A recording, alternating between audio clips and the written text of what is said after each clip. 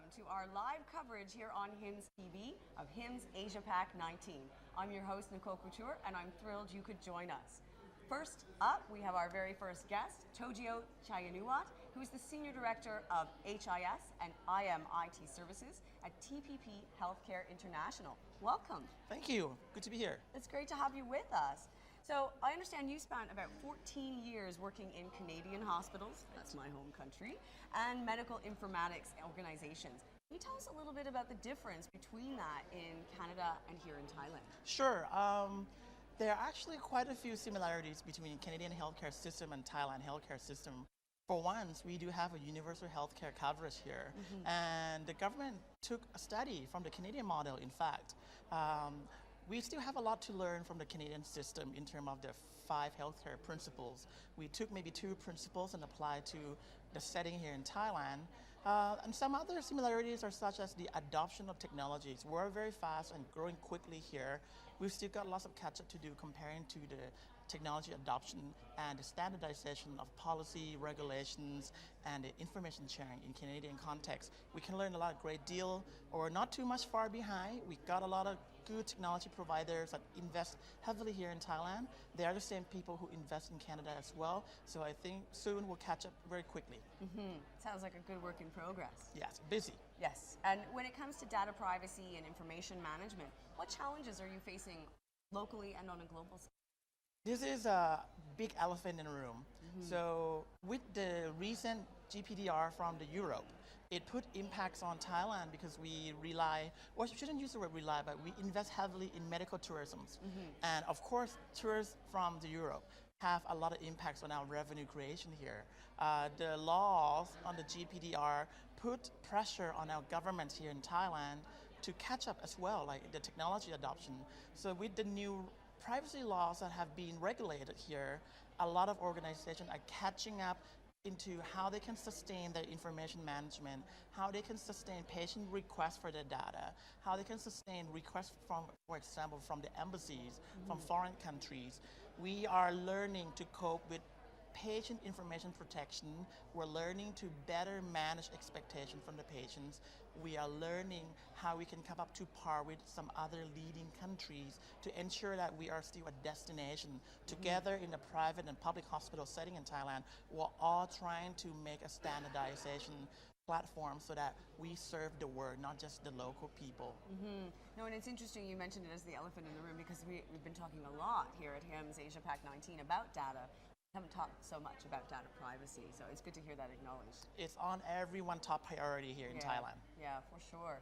And in the world of informatics, what do you think 2020 holds? What kind of trends are you seeing? I think the key buzzwords, the keywords everyone's talking is the AI and cloud computing. But for myself and for the company I work for and other works I'm involved in Thailand, certainly the IoT is coming. The old word on the mobile application, it is still the new here. Patient service are becoming an on-demand. We're starting to see a trend where hospital leadership now understand the definition of on-demand service. We used to see those with entertainment, but now healthcare in Thailand is on demand. And that means in year 2020, we're going to continue to blast through the development and advancement of mobile application for patient needs, not only from clinical care perspective, but also from patient services, including patient financing system. We have a lot of multiple players in the country that serve the insurance policies here. We have public and private policy, and they can be very cumbersome altogether. So mobile application and IoT, patient portal are still the new here in Thailand. And I don't think we're going to get away with the forever continuing development of technology advancement. We're going to continue to develop and always innovate here. For sure, and I like this idea of on demand. Have we seen the Netflix of healthcare here in Thailand yet? It's starting to show up. From what I understand here at the conference, in speaking with some of the CEO levels involved, there are people who are now deploying patient on-demand service through the portal. For example, the telemedicine. It used to be just a sense of a patient connecting on a video to talk to the doctor. It is way more than that now. We're talking about ICU consultation on a live surgery. We're consulting not only for the physician to be within the telehealth platform, but also for the family members to join and receive the information of their loved one being operated in the theater. So mobile application and telehealth combine together to create a new on-demand service, whether that demand is for information or a demand to know what kind of care am I going to get, or the services that are available without having to go to the website. Right. The demand is I hit the button and information will be readily available, and it needs to come including with cost, estimated time, and a confirmed appointment Right. if they can manage it. Right, and are the people here in Thailand ready for that level of technology, that level of We have connectivity? people who have been ready and have proceeded. We have a lot of players who are going to attempt to proceed very soon, and I think a lot of learning from this very topic are being discussed in this conference as we're speaking. Interesting, interesting. So what kind of learnings from HIMSS AsiaPac19 are you looking forward to bringing back and sharing with your team post-conference? Not only to share with my team, but also to share with the peers that the technology vendors, they are not stopping. They always continue to bring new concepts, new solutions. They know what their customer wants, but it's only those vendors who really committed to the market being the hospital providers, the healthcare providers, and the patients.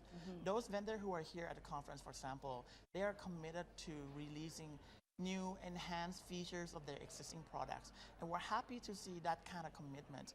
We have vendors who are really proud of their one product and they've maintained the focus, which is good.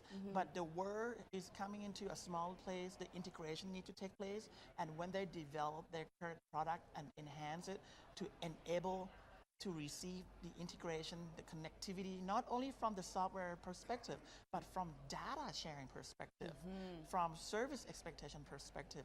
That's what I like to share with my team, that as a healthcare provider, we also need to ensure we can allow those technologies to come in and play with us and allow for that sharing to take place. We also can't stop thinking. We have to allow for policy and rules to allow for the vendors to work with us seamlessly. We have to keep pushing with the government, and I would ask all my peers, both in Thailand and in other countries, to work with their local governments so that one day maybe we'll have all the governments talking together about a shared common interest in the age of IoT, patient portal, telemedicine, e-health, and all of these new key buzzwords that are coming up. We need to talk. Fantastic. This has been so interesting, Tojo. Thank you so much for joining us. Thank you for having me. We Great. appreciate your time. Thank you so much. So obviously some pretty exciting developments here at HIMSS AsiaPac19.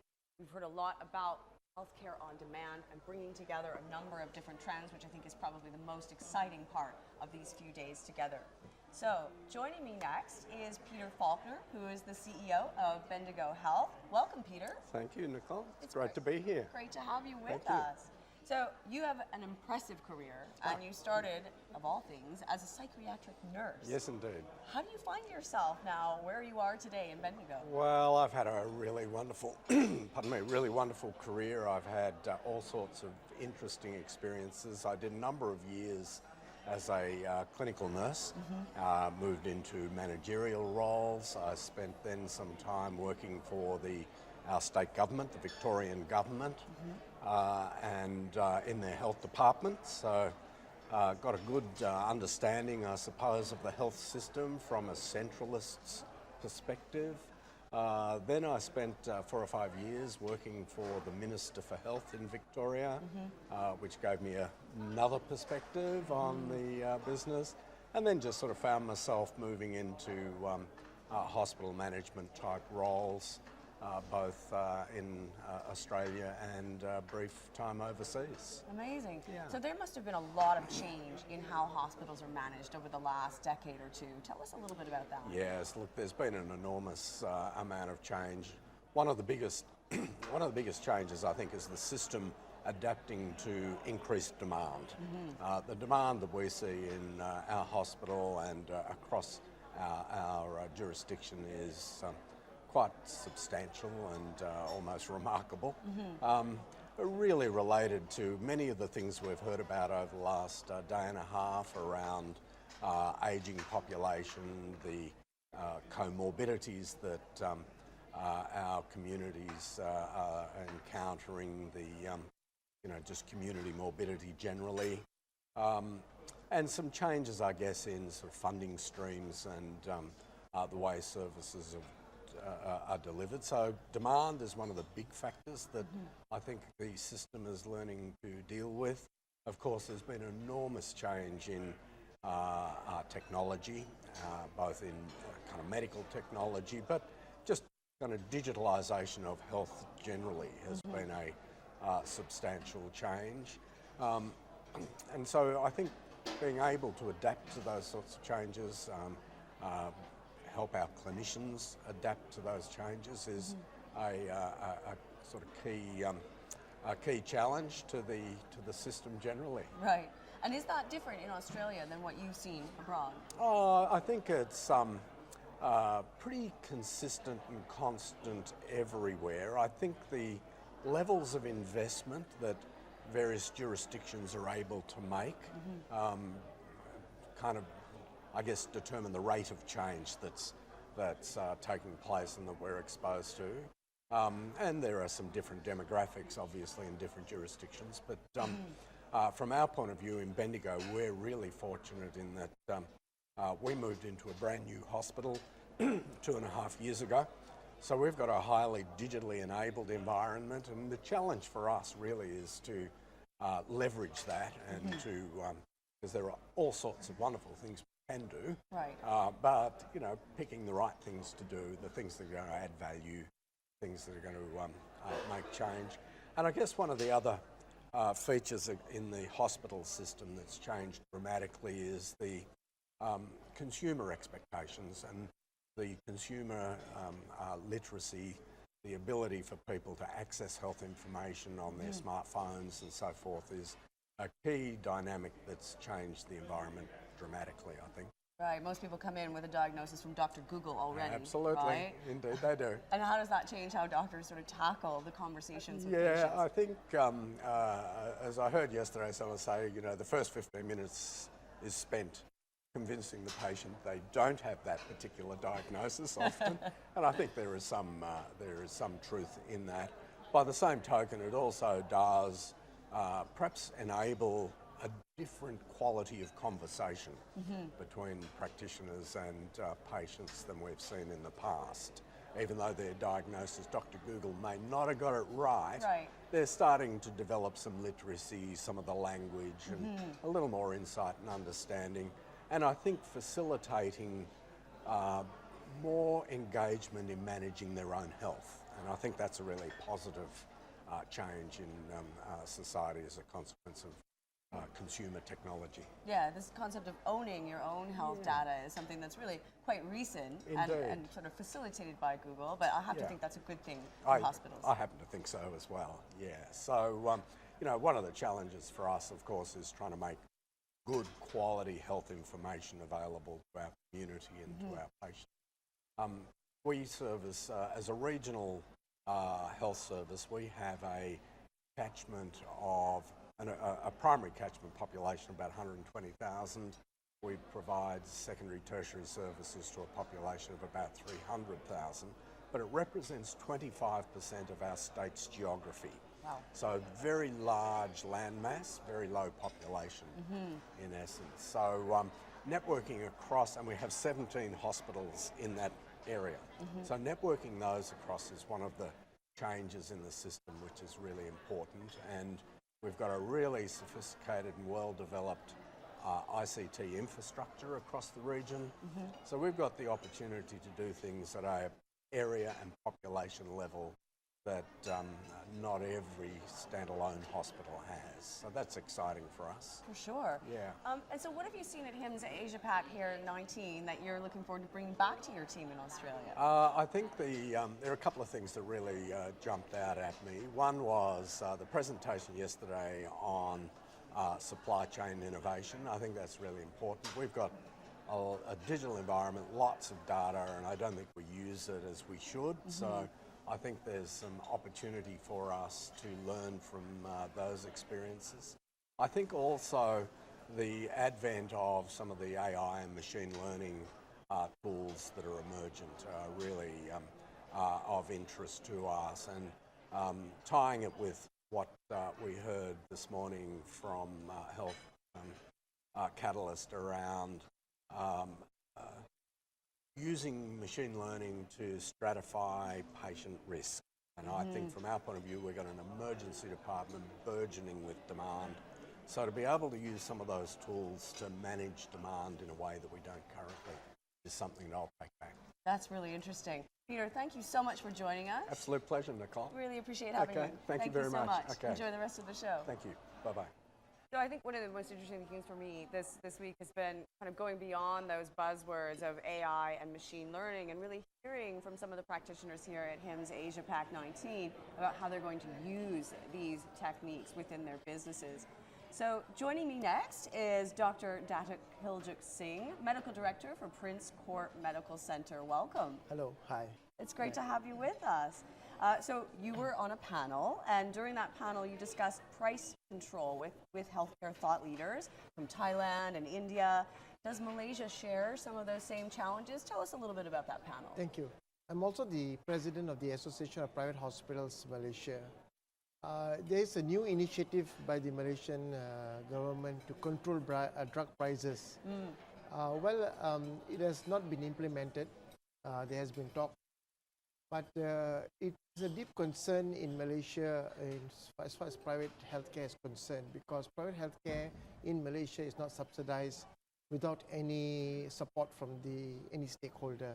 Private hospitals run on their own.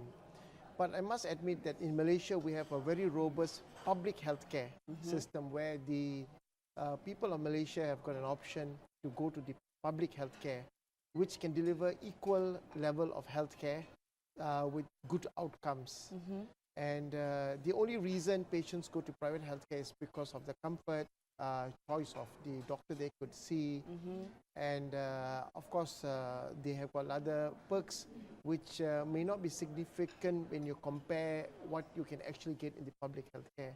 I see. So we have no choice, but in private healthcare there will be markups, there would be profit margins that private healthcare has to make to be sustainable and also to develop. But if you compare private healthcare in Malaysia with the neighboring countries, for example, we are far more cheaper, despite the fact that most of the medical equipment, the technology that we have is bought internationally.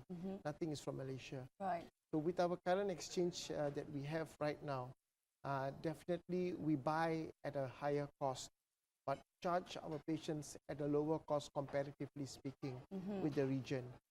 So with the introduction of control of medication price or drug prices is going to impact some amount of the profitability the hospital requires in order to keep itself sustained. Right. In running a hospital. Hospitals are not cheap. Of course not. Of course not.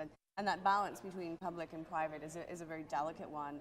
Are there some successes you can share so far from Malaysia with these new price controls? Well, so far we have not implemented the price control. They are looking at it. We are still in discussion with the government. We hope there will be some sort of we can come to an understanding that we can self-regulate ourselves to keep the cost low. We can do public-private partnership with the government to help some of the patients to ease their overload. But definitely controlling the drug price in a private centers, it's not going to be good. There are going to be a lot of problems in getting newer drugs. The pharma companies will be reluctant in bringing in high-level quality medication, which actually makes a huge difference, especially if you're doing medical tourism. Malaysia is now developing a good portfolio in medical tourism, and we are worried that drug price control will not be a good method for us to be competitive with the hospitals in the region. Right.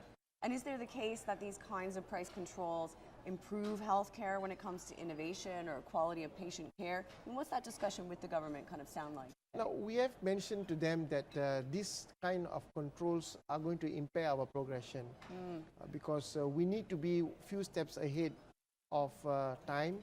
Patients are looking at innovative methods. And if we do not have those margins, it is very difficult for us to take the next step. We don't see the total patient bill getting cheaper because the hospitals will have to find another way in order to make the cost that goes into seeing a particular patient.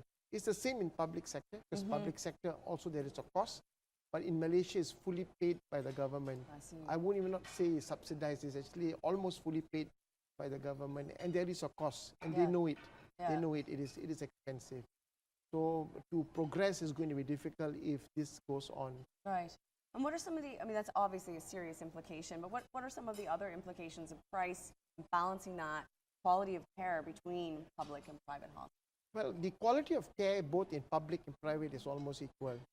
The only difference is in public, well, there would be a long wait, they may not be so comfortable. But the clinical outcomes, I must put in a record that public healthcare is equally good. And of course, in private healthcare, as we don't get the margins, then we may not be able to sustain that kind of care. I see. So it is important that patients and the stakeholders should understand that this cost has to come and has to be paid. We cannot compare with the public sector because it's fully paid by the government. And as I mentioned earlier, we are still the cheapest in the region. And what patients are paying is actually still quite a significant, quite a small sum when you compare. And we are currently good in the private sector. We are equivalent to any of the regional hospitals with that kind of care and outcomes that we are providing. So definitely there would be an impact if this thing comes in, because 20 to 30% of the income comes from the medication profits that the hospitals make. I see. And so, I mean, I have to think with so many fantastic thought leaders and innovators gathered here at HIMSS AsiaPac19, there are some takeaways for you. What are some of the things you're going to take back, drive these discussions with the government? I think the important thing would be looking at technology, looking at artificial intelligence, so that we can also use artificial intelligence and also technology to contain some of the costs in other areas.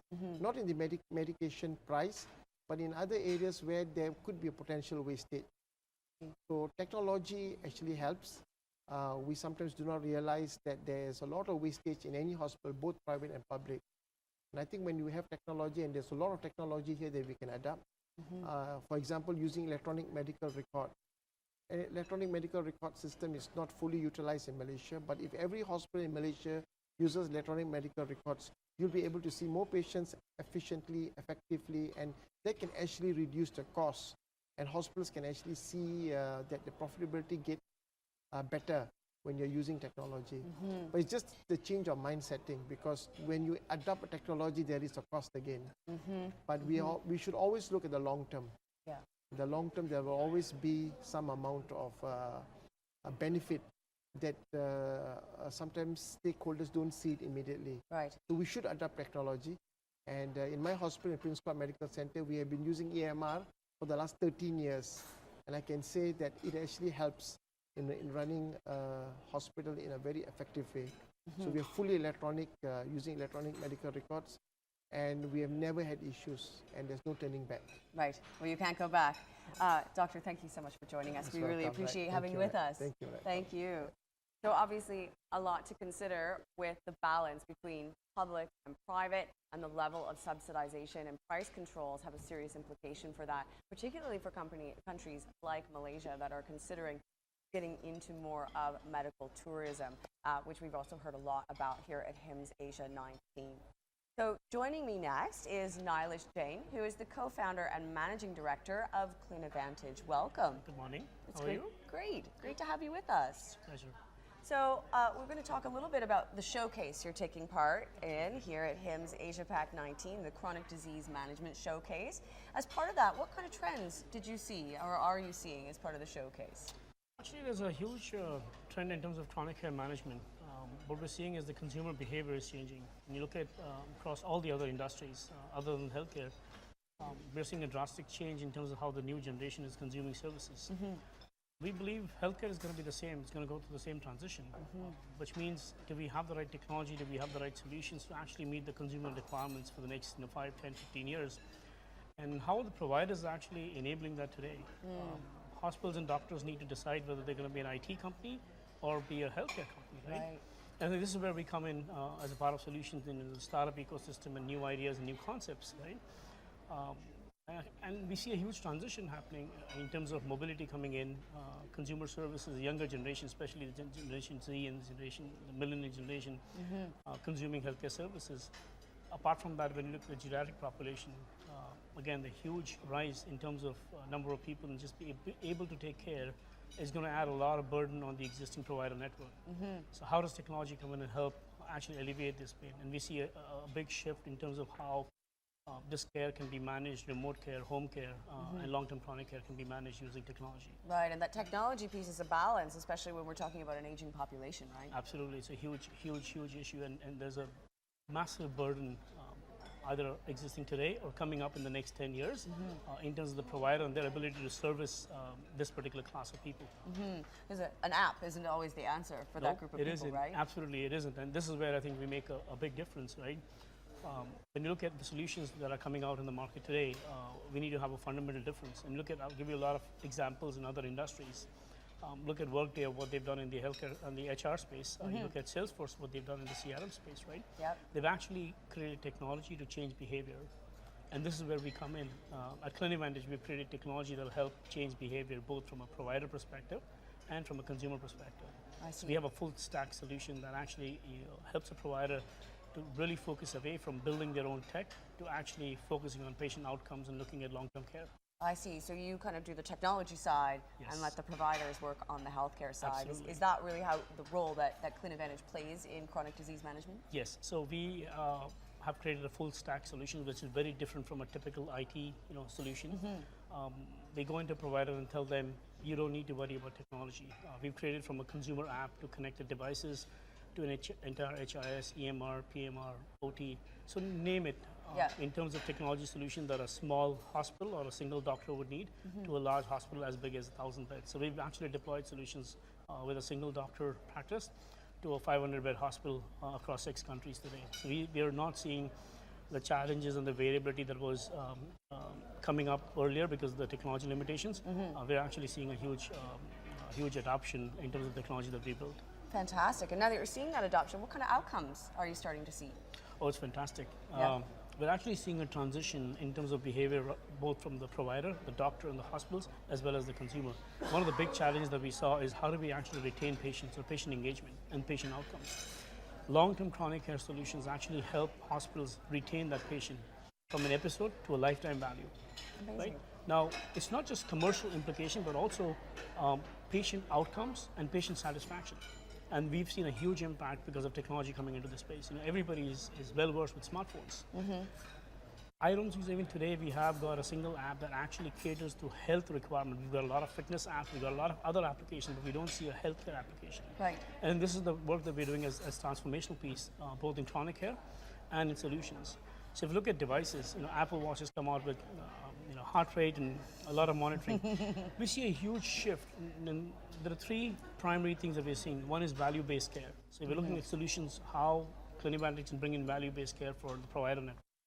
The second part is data collection. More and more data is getting thrown at the doctors, at the hospitals, and the providers, but their ability to assess and process the data is very limited, right? And the third part is really how do we actually create access to this care, right? We're solving all these 3 equations with a single platform and a single solution. And how did all that start? These innovations you're doing at CliniVantage, how did that start? Oh, it's a fun story. Yeah? So the three founders, Dr. Abhay Chopra, myself, and Dinesh Samudra, all of us bring in deep domain expertise in healthcare, and I founded 2 companies prior to this. When we looked at healthcare, we couldn't find a solution that actually looks at a full stack that caters to the hospital's needs as well as the consumer's needs. So when we started building solution, we started, let's start building a small HIS, and we quickly realized that's not the way we want to go forward, right? And then we looked at the complete full stack solution, but we bring in connected devices, we bring in consumer app, we bring in HIS, and we bring all the way down to AI and ML. So we're actually looking at creating a healthcare platform and ecosystem. World Economic Forum did a white paper on us. distinguishing us as compared to other players, large players in this industry, of how we are actually solving the problem in a much different way. Right. So what we want to be is a platform as a service where we can bring in researchers, we can bring in advanced hospitals to create clinical protocols, and how do we transition that from some of the leading hospitals to tier 2 and tier 3 countries, right? Developing nations, because that's where value for money is, and that's where a lot of cost savings will come in. And we've got a lot of examples where we've seen started to do that. I love that, like the Salesforce of healthcare. Absolutely. Fantastic. So obviously you're well on your way, but innovation-wise, what do you think the next 5 years look like in the medical IT space, and what do they look like for Oh, Clear it's going to be Advantage? very disruptive. It's going to be amazing, We see right? this at the conference at HIMSS today, right? You look at the technology that's coming out from a consumer perspective. You look at the technology that's coming out from a primary healthcare center. The way we see primary healthcare centers is going to completely transform in the next 5 years, right? Think of Starbucks. The experience that you get is very unified. Or think of any other branded store, right? Yeah. We've not yet seen that come into healthcare. Now just imagine if you look at branded primary healthcare centers can come out with really advanced diagnostic devices, right? Advanced devices that can do a lot of primary analytics right there in the primary healthcare center itself. You actually save a lot of trips for the patients, you save a lot of time for the doctor. And we're seeing that transition happen from a primary healthcare center. We're also going to see a shift happen from the secondary and tertiary center. Instead of being capital intensive, there'll be less capital intensive. And primary healthcare center is going to take on a lot more role in terms of early diagnostics. So we see that shift happening. The challenge is the technology there for the providers and primary healthcare centers and consumers to be able to leverage this? The answer is it's getting there, right? And this is, I think, where we make a difference. Well, an exciting time for sure. Nilesh, thank you so much for joining us. Such a pleasure. Thank you for your time. Appreciate having you on the show. Wow, an exciting time. Definitely think I just met with the Salesforce of healthcare IT. Pretty exciting stuff here at HIMSS AsiaPac19. So next we're joined by Akash Ganju, MD, CEO of SAS Health. Welcome. Thank you, Nicole. It's great to have you with us. It's wonderful to be here. So how has the show been going for you so far? It's fantastic. I just got here early this morning, but it's very exciting. The panels are very exciting. I'm very excited about showcasing our work on South Health later in the afternoon. I'm just delighted to be here. Fantastic. And you guys are taking part in the Personal Health and Wellness Showcase. That's true. What's going to stand out for you as part of that showcase here at HIMSS AsiaPac19? Well, I think if you think about it, Nicole, half of humanity is literally joining the mobile internet for the first time, and we think it creates immense opportunities to reach out to these health consumers. Most of these consumers are from underserved segments, low to middle income segments from around the world. This is the first time they have access to the mobile internet. So we think that it's a great opportunity to bring these consumers to the table, make them participant in the healthcare discussions, and really put the power in their hands and make them part of the decision-making process. That's what we are doing at South Health, and that's what I'll be sharing in the afternoon as well. Fantastic. And what kind of trends are you seeing in India these days when it comes to personal health? It is so exciting to be in India right now, and just, the mobile internet is really the fastest technology in the history of mankind to go ubiquitous. Everybody has a mobile phone right now, and whether you live in a high-rise in Singapore or a slum in Jakarta, Johannesburg, consumers are used to autonomy and choice on their phones. They're used to making decisions on their own right now. And there's no reason why we would expect health consumers to behave any differently. What we're seeing in India is that just the power of this mobile internet in the hands of these users is shifting the trends and the expectations and the aspirations that consumers have from their healthcare journey. They expect more autonomy, they expect more choices, and they expect their curiosity to be answered by the mobile phone. It's a great opportunity. I think if we can put the power in their hands, we can make them meaningful partners in the discussion around the entire healthcare process. It feels, though, that this sort of drive for personal choice is coming late in healthcare. We've had these mobile phones in our pockets for a while now. Why do you think that is? I think it takes a little time to really understand the user journey. The consumer's journey is also not static. It has been evolving very rapidly. So for us at South Health, we published some interesting research last year, and already that research is obsolete because mobile behaviors and user behaviors are evolving so rapidly.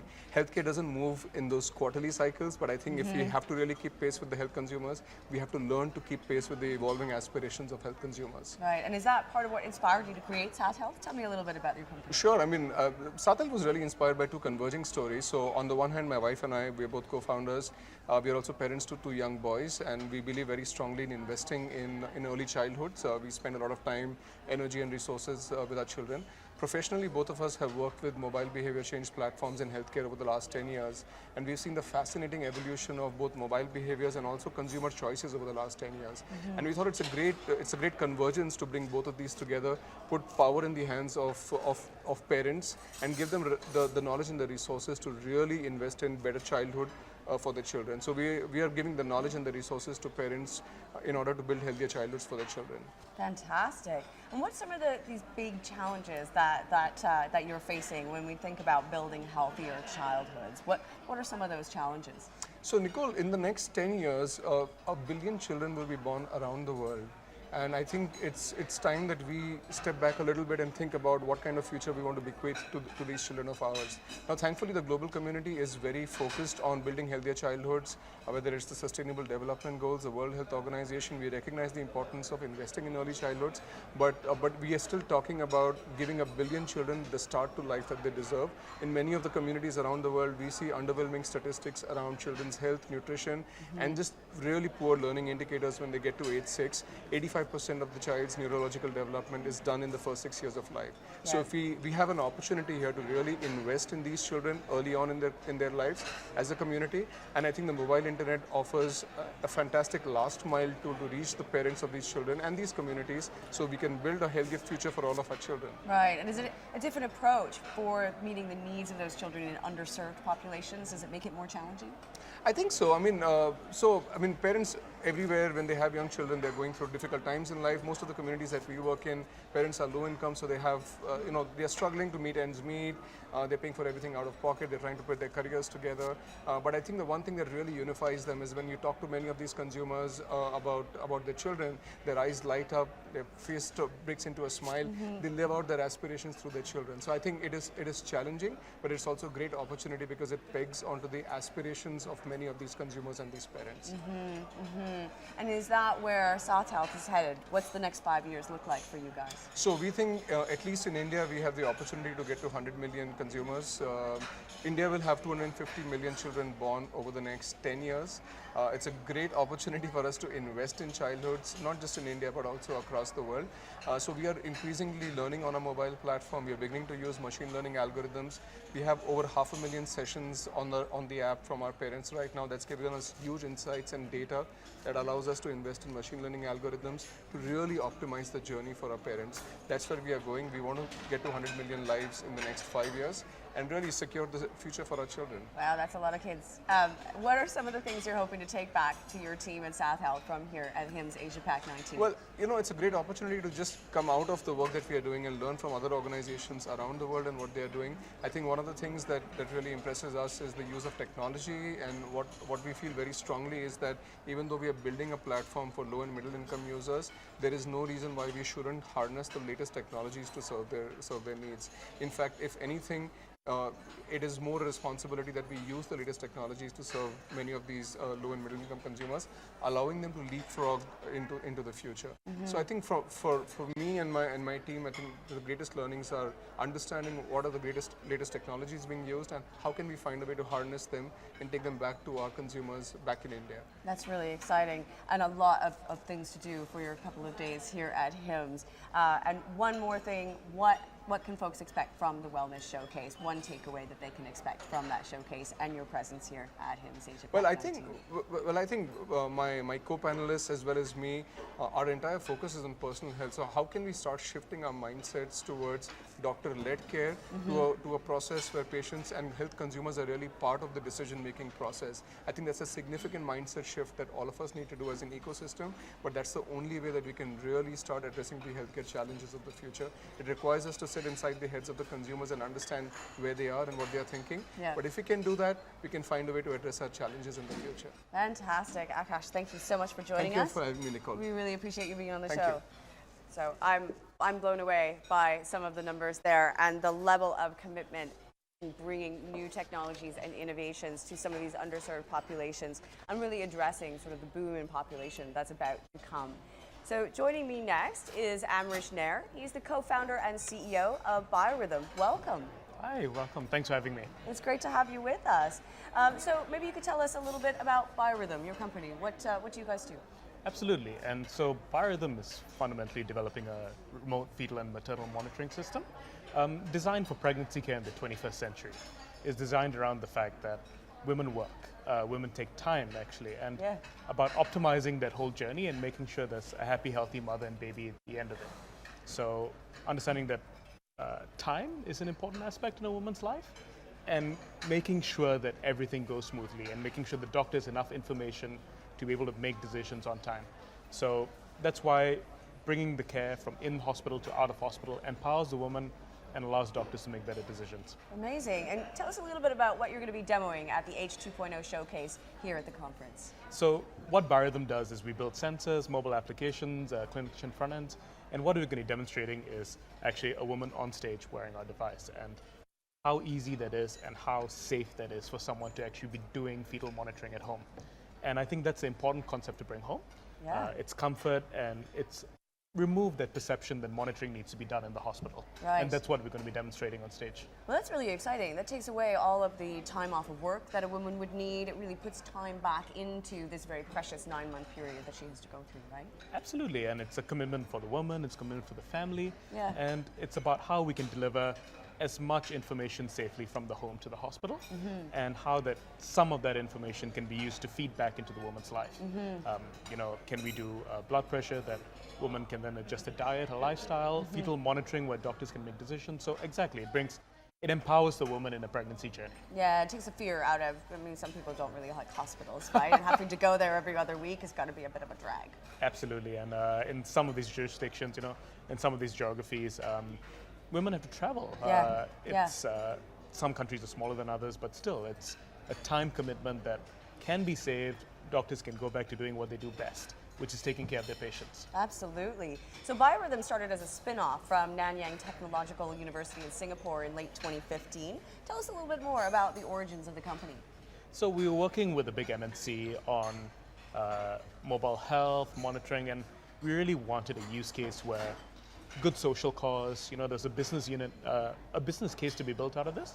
And finally, where our technology had some role to play, it was the secret sauce. Right. And so we were the data processing research team out of NTU, and we figured we could really look at biological signals and treat them well, denoise them, get good characteristics out of them.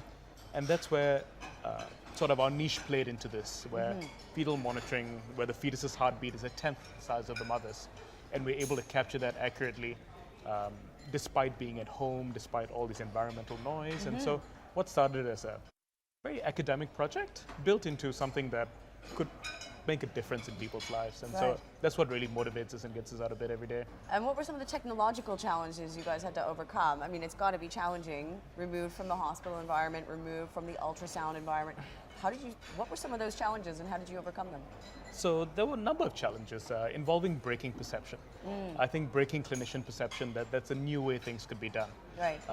Technologically, how do we prove our technology with the first few believers, Right. and then the subsequent adopters? So I think breaking that mindset was the hardest thing that we had to endure, and that's why it took us a couple of years to actually work through that, work with key opinion leaders, to actually test our devices, go through prototypes 1 to 4 with the 4th version of the prototype right now. So it was really around that and getting our device tested in hospital. There's a sensitivity towards testing on women, pregnant women. Right. And I think we had to prove beyond doubt that our devices were safe, that we could do what we actually said we could do. It's really interesting that it sounds like the challenges were not necessarily technological ones. Sounds like you and your team kind of aced and flew through those.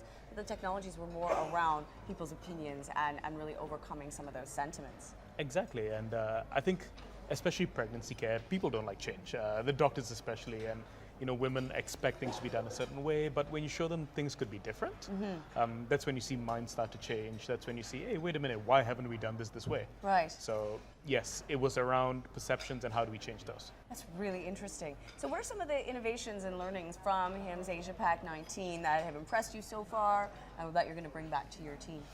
So HIMSS, the theme that we've seen is really about how do we connect data. How do we connect data that's outside the hospital, inside the hospital, with actionable insights for the doctors. And you see, you know, patient management systems, you see analytic systems, cloud systems, and that's really the future. And I think that's what's best at HIMSS, is how do we collect all this data for doctors to make actionable insights, rather having islands of data. So that's what I've taken away from HIMSS. And that really sounds like it's right up your alley at Biorhythm, right? That you guys are really all about that. Absolutely, that's why we do. That's why we made the flight over here, and we're enjoying ourselves. Right on. And what else do you guys hope to showcase and take away from your personal health and wellness showcase here at HIMSS? I think it's about collaboration between companies and looking at what other companies are doing, challenges they are facing. How can we help them overcome challenges and how can they help us? And I think it's really that collaboration between small companies that we are going to take away from that showcase. The collaboration is key, and that's obviously how companies grow. Is that something that's relatively new in your space, in your experience, or has that always kind of been there from the start? So, I mean, health has been dominated by a few different companies like Philips, GE, and I think small companies working together to actually deliver value to a hospital, that's kind of new, but it's growing in a huge way. And I think conferences like HIMSS really help to facilitate that growth. So, I mean, now we have the medium to do it, and that's why we're doing it. That's fantastic. I love the sound of what you guys are doing at Biorhythm. Amrish, thank you so much for joining us. Thank you so much. This has been great. Thank you. It was a pleasure being here. Cheers. So, next up, we are pleased to introduce you to the HIMSS Patient-Driven Care channel, which is brought to you by DXC Technology right here on HIMSS TV. This channel is going to provide you with a preview of what industry insiders and innovators have to say about connected care with the patient at the center. Let's roll the clip. Whenever we do our tasks in the hospital, it's frustrating enough to have to spend most of your time looking at the screen versus actually looking at your patient. DXC Patient-Driven Care offers solutions to doctors who spend more time looking at their computer and entering data than looking at and communicating with their patients. To compete, they need to recognize that convenience is now the deciding factor. Convenience being, can I see somebody according to my schedule at a price that I can afford? This is how all these other entrants are going to be competing for the consumer dollar, and how hospitals have to now reposition themselves.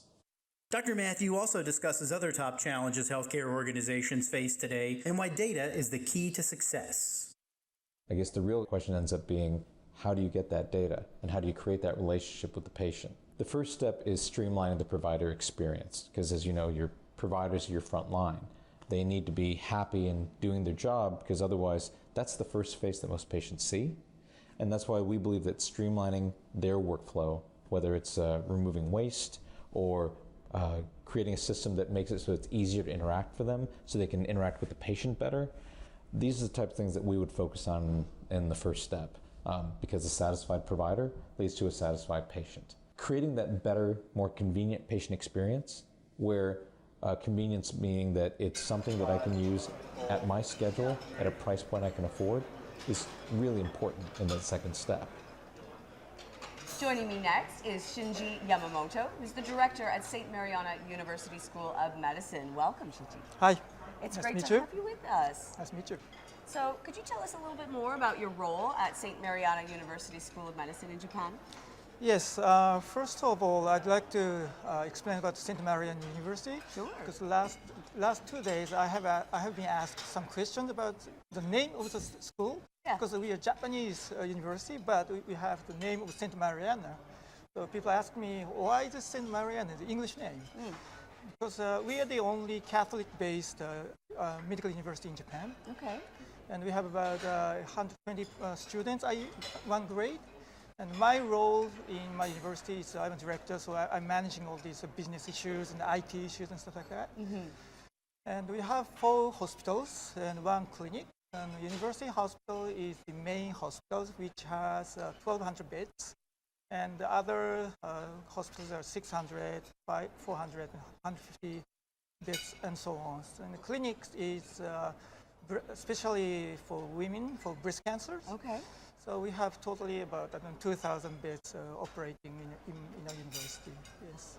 That's quite a bit. And is it a teaching hospital? It is a teaching hospital. Yeah? Yes. And what is the dynamic of the students and patients? How does that work on the ground?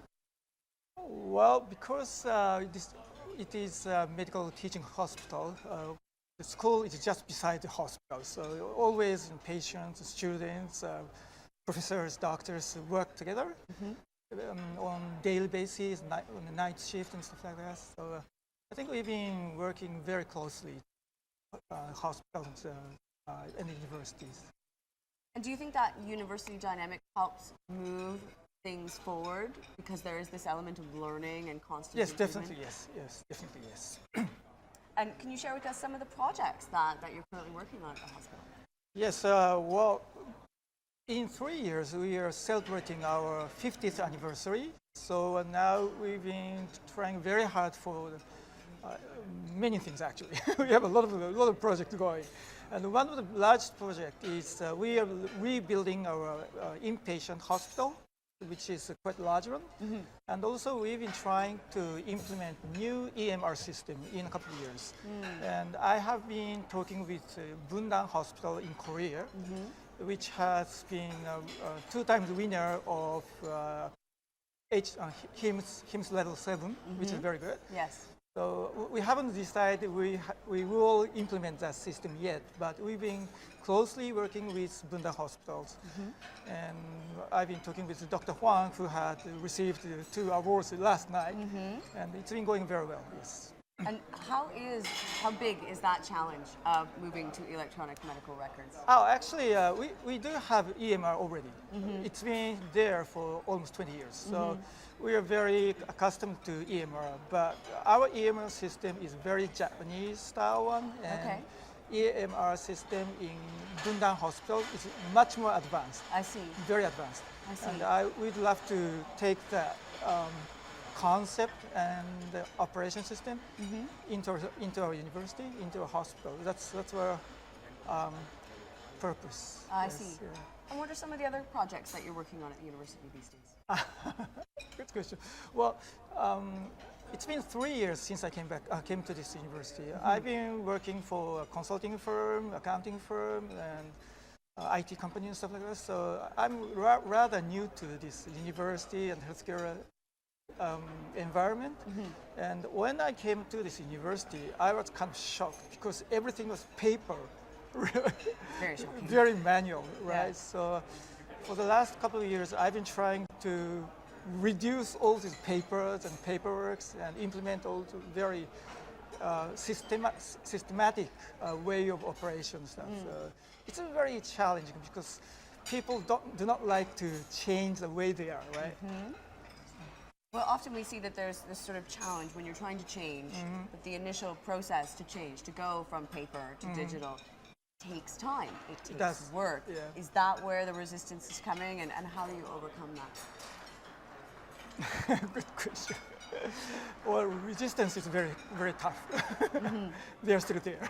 Yeah. But the only way to change it is just, well, my belief is just do it and, well, make a small change. It's very difficult to make a large change, a big change from the beginning because larger change means larger resistance. So I've been trying to do small changes, step by step, and people understand the use of the digital tools and digital way of doing things, and they slowly accept it. So the strategy is go slow but go steady. Right, right. And make those incremental changes, those small changes, right. so they add up to something much larger. Before they notice it. Yes, yes. Most important that they don't notice you're making changes. So what are some of the innovations you've seen here at HIMSS AsiaPac19 that have really excited you? Well, it's not really innovation I have been impacted, or I mean, I have impact on, but hearing all these sessions and speakers, I've been rethinking about the value for the patients. As a healthcare provider, we are always facing patient, and we have to think what kind of value we have to give to their patient. But patient's value really varies. Of course, the ultimate goal is to give them cure, or make them better. Make them better. Yeah. But well, maybe this is very typical for Japanese, but we are national insurance. We have national insurance, so we don't really care about, people don't care really about the cost. So we just go to the hospital whenever they feel like going, right? So some patients go to hospital just to see the doctors. Yeah. Yeah. And it's a waste of cost, but that's their value, right? Yes, yes. Well, it's difficult to measure value when there isn't a perceived cost on the part of the patient. But I do know that in Japan, of course, there's this very specific challenge of an aging population. It is. Have you seen or heard of any sort of tactics or techniques here at HIMSS AsiaPac19 that you're going to take back to start to tackle that? Well, that's a good question too. Well, like I said before, I think we just have to take step-by-step approach. So we give them, we've been trying to utilize digital tools, digital measurement to specify or exemplify the data-driven treatment and stuff. So elderly people have more, of course, diseases, injuries, but if we can utilize the digital data or outcomes, I think we can do better treatment, better, care for the elder people as well. So we just take step-by-step approach to digital world and take advantage of the outcome from the digital. That same step-by-step approach, right? That's how we'll get there in the end. I think so. Thank you so much for joining us, Shinji. This was fantastic. Thank you very really much. appreciate your time. Thanks. So really interesting to hear some of the tactics and techniques that are going on, particularly in places like Japan, and of course, especially interesting to hear about it in terms of a university hospital. So joining me next, Mohit Hanif, welcome. Welcome. He's the Director of Health Technology at Logix Labs, so glad you could join us. Yeah, thank you very much. So tell us more about the Jebit teleradiology diagnostic software that you're going to be demoing here at the H2.0 showcase at the conference. Tomorrow. Okay, basically, Jebit is just the algorithm combined with artificial intelligence and big data. So the output of this algorithm is able to learn, remember, understand, and make decisions by itself. So we backtrack what the problem actually we want to solve. As we know by statistics, the amount of radiologists for the past 20 years is a bit stagnant, but the amount of the patient that need high intention medical care, especially in medical imaging, is keep increasing year by year. Right. Yes. So by this technology, what if we can make this technology augment the doctor's intelligence, especially in district hospital and the third world country? Right. Okay. So right now, Jebit right now, it's able to learn, remember, understand, make decision by ourselves just now. So right now, it's already detect for bone fracture in pediatric cases. Okay, in pediatric cases, we able to detect where's the location of the fracture.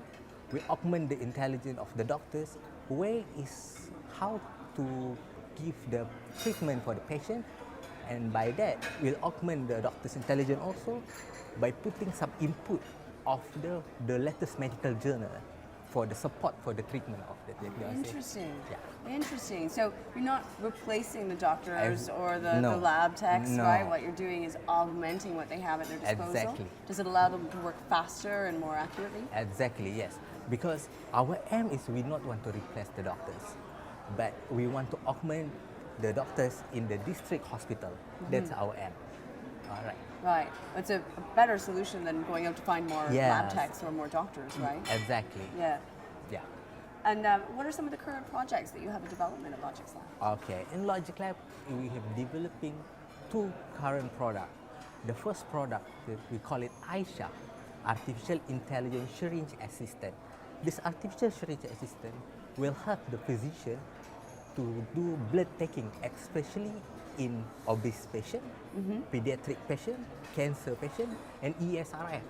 So by this technology, by merging artificial intelligence and the doctors, will pinpoint where is the difficult vein, and then the doctors can do the needle injection just by one time. Really? Yeah. Really? Yeah. I'm sure this comes as very good news to people who don't like getting needles. Yes, exactly. And the second product, we talk about the second product. It's all about, we call it Katya. It's using the technology by cryo anesthesia. So what if we can make every patient come to the hospital, when they do needle injection, it becomes painless. It's painless. Really? So it will reduce the trauma for the patient, and then it will reduce the emotional trauma for the mother, especially for pediatric, pediatric patients. And how do you go about tackling these very human problems, these human challenges of fear of needles or not being able to find a vein? How do you teach the AI what it needs to know? Okay. For the first, we come with the Aisha, the first product. Yes. Okay. The first product, by using imaging analytics, we can pinpoint where is the difficult vein. Because it's just, as we know, AI is very good with pictures. So we train the AI with okay, if this is small vein, you need to poke over this side. If the small vein, it's the big vein, you need to poke over that side. So we train the AI to pinpoint where is the location of the vein. How? Okay, and then we talk about the cryoanesthesia. When you poke the needle to the vein, and then the patient will feel painless because the cryoanesthesia will numb your subcutaneous tissue. I see. It can be like below negative 16 degree. And then when you poke the injection, and then it will become painless. So that's the technology we're developing right now. Amazing. What are some of the outcomes that you guys are seeing from this new technology? Okay, the outcome what we want to really improve is we don't want the patient come to the hospital have the feel of the needle injection. That is our aim. So and then the second part, when the patient come to the hospital, the emotional trauma of the mother. I believe that you have a daughter, right, or your son. So what you feel when you see your daughter or son have been poked many times? It's very traumatic, right? So that's the problem we want to take out. Right. Yeah. Right. And where have you deployed this technology? We will deploy. Okay, we currently like developing on development right now. We are engaging with one of the private entity in Malaysia. So we also working with Professor Zabidin. He's our investigator for the cryoanesthesia and Aisha. So maybe in 2 years, it will be first the clinical trial will run. Fantastic, fantastic. And what's been the reaction as you've shown this and talked about this here to some of the other delegates at HIMSS AsiaPac19? Okay, the reaction is very, very good. But what I hope is, with this HIMSS platform, we can show the world that startup unicorn, it exists in AsiaPac. So the startup unicorn not only exists in Silicon Valley, but it also exists in this country, especially in the AsiaPac. Yeah. Yeah. No, and I think there's a lot of times we don't necessarily give enough credit to AsiaPac for really driving some of this innovation. Exactly. But especially at this conference, we've heard some of the most amazing ideas. Yes, exactly. Where did you guys come up with the idea for this? Okay, basically last time I'm working as a medical doctor, medical physician. So when I'm working, I have been counted with all of this kind of problem. So with the innovation, with discussing with my partners on all the team, and we come out with this solution to deploy to the world. Interesting, interesting. So what are some of the learnings that you're hoping to take away and take back to your Logics Lab team from the conference this week? So as we know, here a lot of good startup to deploy on development of the AI, especially on AI. So I hope with this combination of the idea, we can create all the very good ecosystem of the health tech startup in AsiaPac. So deploy any solution to present to our country.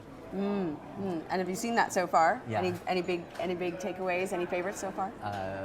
Right now, yeah, I see 1 or 2 startups.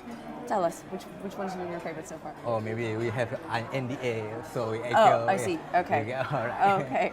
Well, what's the one thing that you hope everyone here at HIMSS 2019 takes away from your technology? So I hope when they saw our technology, maybe the venture capital or the angel investor will come to our country and see us, what actually happened in our country, especially in the AsiaPac. I can make it to be specific, especially in Malaysia, because I can see a lot of very talented startups that can be a disruptor of the healthcare industry. Yeah. I love the level of disruption that we've seen over the course of just a couple of days here. That's got to be really exciting for you and your team. Is that what you're going to take back to your team at Logics Lab? Exactly. Yeah. It's time for disruption? Disruption and augmentation of the doctors, basically. Of course. Fantastic. Thank you so much for your time today and for joining us. We right. really appreciate it. All right. So next up, we're going to hear from Holly Ramash, who's the Executive VP and Chief Clinical Officer at Health Catalyst. Joining us next is Holly Ramash. She's the Executive VP and Chief Clinical Officer at Health Catalyst. Welcome, Holly. Thank you. It's great to have you with us. So over at Health Catalyst, you're responsible for bridging the gap between technology and the clinical world. How do you do that? That's a very good question. But first of all, I think it's just really important there are people like me in technology, because technology is not enough. I mean, you need to understand what you need to do, best practices, and most importantly, you need to understand how you would implement it or how it would bring value to the healthcare system. So I think bringing people in like clinicians, people that do operations in healthcare are imperative to do that. Just to give you a quick example, I worked for a technology company that did workflow for orthopedics. And the people that were building technology built a really cool technology piece where you could just choose the piece of the body, and that was how they document. Unfortunately, they didn't realize that there's about many tendons in the hands. There's many things, so it actually increased the workflow instead of improved it. So things like that, I think, are really important to participate in. For sure, and I think maybe this sort of answers my next questions, which is why are healthcare systems struggling a little bit when they transition to value-based care? Is it sort of not spending enough time on that gap between technology and the patients themselves? I think that has a lot to do with, I think that actually, as we look at systems that are struggling, they don't have enough information. I think they don't have real information, so they don't have enough data, because we just heard about, it's from prevention to the end of life when you're thinking about this, or at least in a year episode. And it requires more information from everywhere. And then they need different kind of analytics. They need different skills and different technology that look at workflow across that whole spectrum. So I think that's one of the key areas. Another key area I was thinking about as you were bringing this up was, it's hard living in two worlds, fee for service and value for care. And at some point they have different incentives, and at some point you got to make a choice. And right now it's between 23 to 33% of what you're providing to care. Once you get to that high value care, you got to jump. But it's very different incentives to saying we want to do more MRIs because we're going to get paid for it. But on this hand, you actually want to do MRIs that are appropriate at the time you're doing it, and actually want to be more efficient and effective to improve those outcomes. So I think those two things, how do you invest in technology and analytics when you're living in both worlds? Right. It's really challenging. It's a really tough balance. And how does a balanced approach to care management increases when you're thinking about return on investment? It's all about balance. It is about balance, and I think there's as many articles that say care management is good and cost effective as there is that said it's not cost effective anymore. So what do you do? So I think what we've learned is that analytics actually can really help us understand how to risk adjust or group patients into populations into interventional stages. So we have really high risk, we probably need ICU at home or those types of high risk things. But when we get to a rising risk category, we would match care management to those types who actually have a greater opportunity to prevent poor health outcomes and prevent higher costs. And so it's really matching the right patient to the right intervention and care management at the right time, in the right place, and analytics can help do that through machine learning, through AI kind of predictive models. We can get better and better at understanding that, because we don't have a lot of healthcare resources, so we can't assign everyone a care manager. Right. And then I think the other thing would be, it might not be a nurse, it might not be a social worker. We should maybe be thinking about care management as people who live in the community, people who can help people navigate. So in that healthy population, that's actually proven to be more effective than having high-level clinical care coordination. Right, and I wondered if you were going to bring up machine learning and AI, because when we think about looking at the analytics, it's an awful lot of data to sift through, right? Yeah, it is, and I think right now, if you're not very good at pointing out where you should focus, you don't have enough resources, again, like I said, to assign a care manager to every single person. We don't have that many resources, and it's really finite resources. So the better we get at learning that and having the system continue to do that, to spit out a list that a care manager or a physician or someone who is coordinating their care can focus on, really helps the efficiency piece. But we still have a long ways to go in that area. Yeah, for sure. So Health Catalyst is putting on a plenary session here at HIMSS Asia 19, all about delivering value-based care. What can attendees expect from that session? Well, I think we're going to talk a little bit about what are the trends that are happening. Certainly, globally, we're getting older, we're having more chronic diseases, and then really thinking about a fundamental framework to think about how you practically could start thinking about what are the 4 or 5 areas that I should be focusing on, or what we're going to be talking about. And then I want to finish up by sharing some innovative stories that we've heard this year coming out of facilities and healthcare systems who are working in value-based care. That's interesting. It seems, particularly here in Asia, that an aging population is certainly very top of mind. Is that something you guys are going to touch on in your session?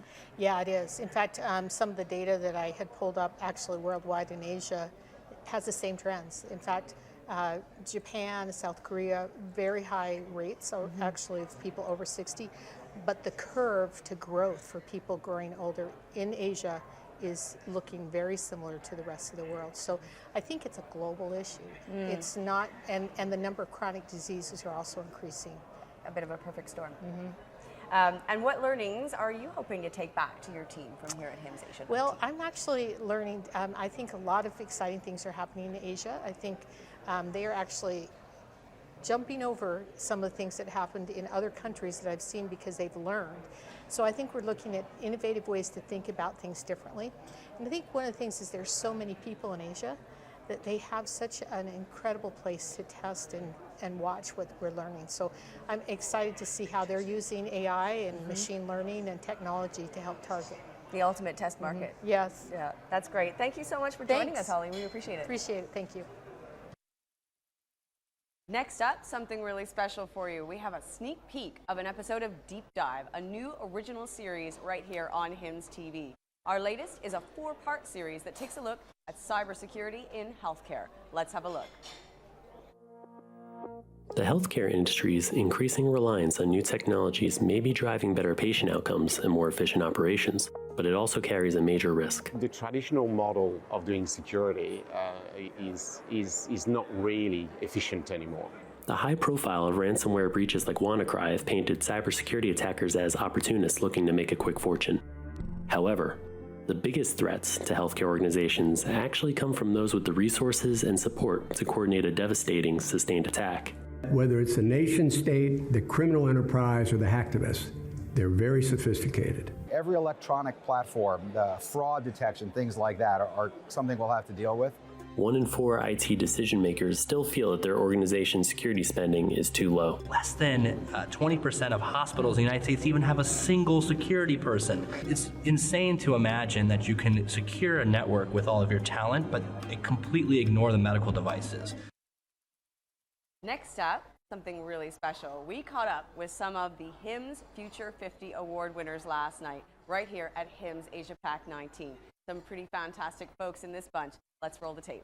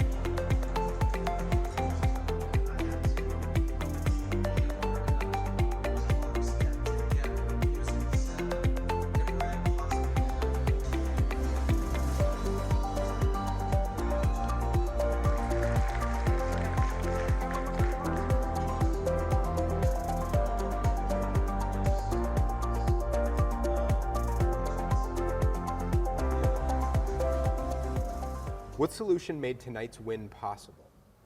I think because of we are working with the public and private hospital, and we're working not only for the people in the central area, but we're working for the people in suburb area. It's just what the main thing that I think that we help the people for telemedicine by using the digital for helping them. How do you feel your solution is contributing to healthcare transformation across the region? Absolutely, yes. I think it can help all the people, all the region, not only in Thailand. And I believe that if they provide our infrastructure like Thailand do between the telemedicine amongst between the Masot Hospital and Tha Songkran Hospital, they can help people all around the world, not only in the region. What solution made tonight's win possible? Basically, I think it's not just about the solution, it's more about a policy that we are trying to work on, that is the electronic medical record, a nationwide program to digitize the whole country.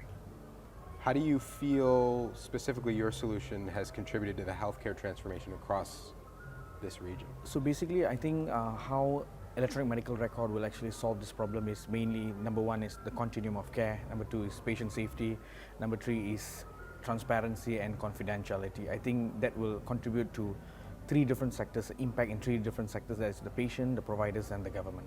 What solution made tonight's win possible? We've been working with agencies and providers in Singapore to roll out a portal for transitional care.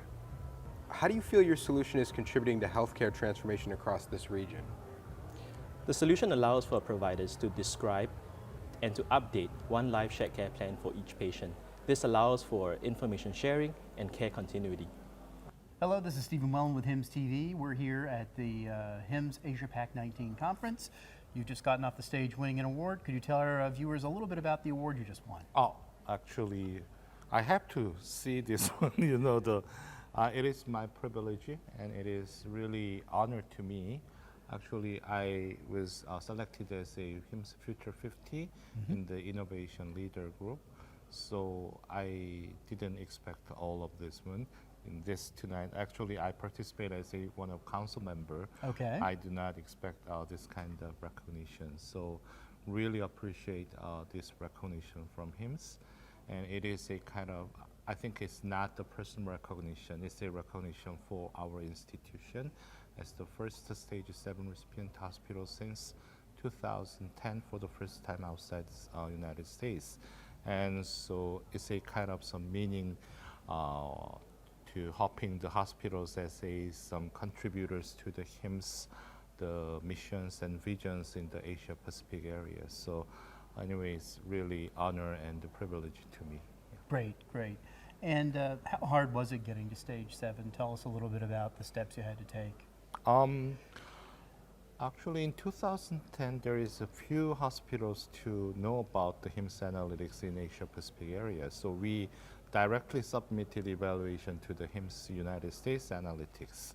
So actually, we didn't expect we could reach the stage 7, but we needed kind of some subjective and fair validation of our homegrown solutions, and we need to talk about the directions in the future with the new technology for our EHR solution. But you know, unexpectedly, we got the stage 7, and then it actually motivated all the hospital members to be devoted to the IT utilization in terms of the enablers for better quality of care within our institution. It's a kind of really good chance to move on to the more, nice the digital hospital in South Korea for the first time. Yeah. Great. And any advice to our viewers looking to make the leap to stage 7? What kind of work should they be prepared to do? You know, we already had several the really nice the stage 7 hospitals even in APEC region. So I think that all the stage 7 recipient hospitals are now open to make some interactions with the other hospitals in the same region. So if possible, the more chance to visit and more chance to discussions with the colleagues, as they can definitely help the hospitals to reach the stage 7, and to reduce the lesson learned. Actually, through the lesson learned from the other hospital, the hospital can reduce the resources and some efforts to reach the stage 7. Great. Yeah. Well, thank you so much for joining us today. You're the recipient of the HIMSS Innovation. We got to do that again. Sorry. So you're the recipient of the HIMSS Future 50 Innovation Leader Award. Tell us what that means to you. This is a great honor. I would have been very appreciative if it has come 5 or 6 years ago, where we were really innovating. Now I lead the team, but it is, even though it is late, but it is still feels great. Yeah. And tell us what would it have meant 5 or 6 years ago? Actually, we were each and every walk of our life we were innovating. When most of the packs and risks were deployed in physical bare metals. We have created virtual machines and then installed multiple systems within bare metal systems. And then we also, the Western world is always advanced and they have been using standards, but emerging markets like Indonesia, Vietnam, they didn't know the standards. So we have created interfaces to help them so that they could be deploying systems. So these are some of the innovations. It is not an individual effort, but it is a team effort, right. And I'm glad I was part of the team. And are there members of your team you want to recognize? Yes, for the bare metal to virtual machine conversion, I would recognize Dinesh Parvatam, who played a great role as a solution architect for implementing systems, and for ASCII to SQL interfaces in order for us to compete with the Western world. So Murali Ganesan, who is currently our IT professional services manager, he played a great part, and I was part of the team encouraging them, motivating them with the concepts.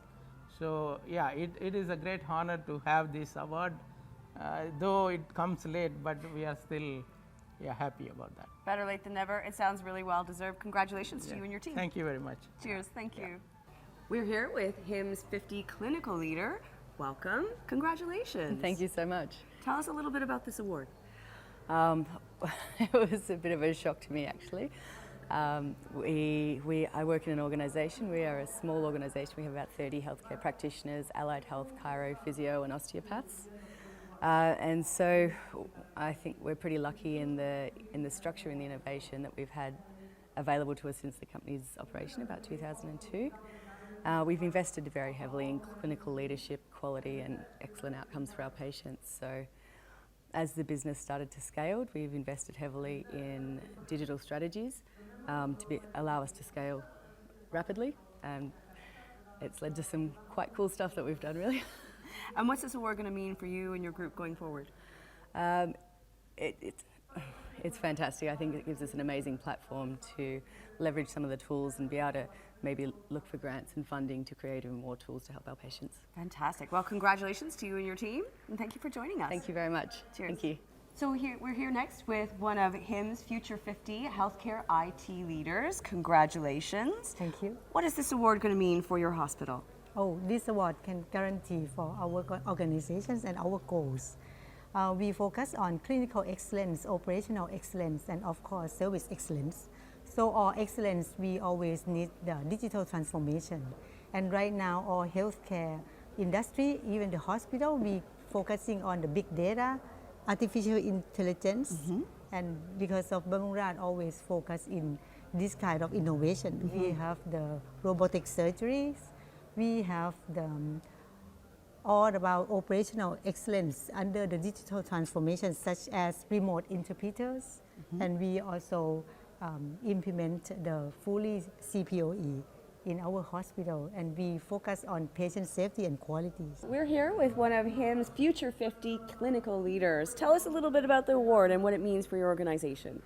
I was really honored to be announced as the future leader for HIMSS organization. For the future of our organization, we are in the time of digital transformation, and I found that for HIMSS framework is quite a good explanation to the whole organization why and how we move into the future with the digital healthcare. And what will it mean for your organization going forward to have won this? Well, I think we should start from the reason why we move forward for the digital transformation. The first question that we ask is how can we be more efficient? Well, I think this is the way that we should go on. How can we be more efficient and how can we be more safer for the patient? And I think this is the good framework to work on. Right. Well, it certainly means you're on the right track. Congratulations. Yeah, thank you. And thank you for so joining much. us. Thank Cheers. So next up, as part of our coverage from here at HIMSS AsiaPac19, we're going to hear from Young John, who is the co-founder and CEO of WellAssist Corp. Joining me now is Young John, who's the co-founder and CEO of WellAssist Corp. Welcome, Young. Thank you very much. It's great to have you with us. So I understand you're here to tell us a little bit about the development of the S-Patch Cardio, and I see you've brought some stuff with you. Yes, thank you. And let me introduce our S-Patch, which is continuous ECG monitoring. It's one of the lightest and smallest, we believe, that we have as a continuous ECG monitoring. As you can see, I do wear one, and this is my live recording of the ECG. One of the reasons why we developed this is, as we know, #1 cause of death in the world based on the WHO is heart failure and stroke, which is about 30% of the all death. And I think we need a ways to monitor and prevent such a disease. And that's one of the reasons why we developed this product. So this is something more portable and you can wear it all the time. That's right. I see. As the technology improves, IoT and consumerization, and patients are demanding more choices. And our consumer or patients are now becoming more smarter and more educated about their health. And I think this is one of the reasons why we want to give them much information as possible so that the patients or doctors can provide diagnostic with the right data. Very interesting. What are some of the other ways that this kind of ECG monitoring, what kind of benefits is it going to bring to patients, do you think? I think #1 is convenience for patients to be able to place by themselves, and the price will be cheap enough where they can just buy at a low cost. And I think accessibility and affordability is one of the two main issues on the healthcare today, and we're trying to attract or attack that two issues so that the patients can easily get one of these devices and test it at home so that the doctors can easily have access to that information. Right, and it's no longer just the realm of hospitals That's to go right. have an ECG done. That's right. So we want to move outside of the hospital so that people can actually do this kind of diagnostic at home. I see. And what kind of challenges then do you face when you're working on a global scale and you're trying to introduce something that brings this technology out of the hospital? Is one of the largest, hardest things to overcome is the policy and regulation. We know that healthcare is very, very important one for everyone. At the same time, policymakers are trying to make sure that there is safety around it, there is no security around it.